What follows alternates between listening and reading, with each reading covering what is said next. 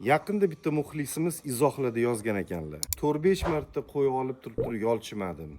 Nuqul olganimda zo'r, katta o'zgaradigan qo'zilar deb sotishgandi, lekin o'zgarmadi.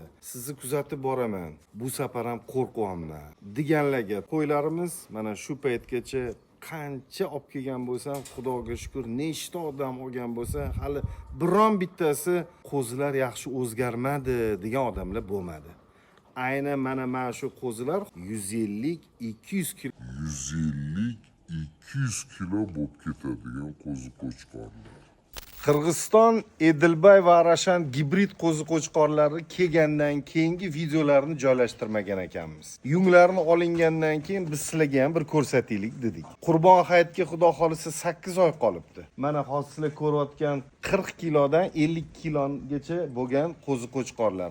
Bularni bizni taroziga 110 ming so'mdan xohlaganingizni tanlab olishga sotyapmiz.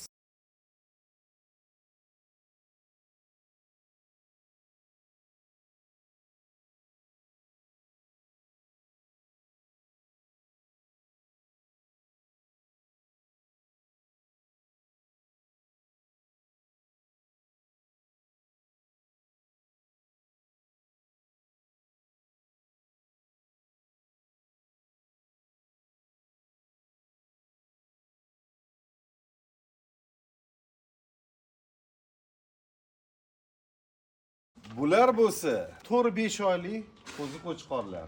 Bularning vazni taxminan shu 30 kilo bilan 38 kiloni orasida.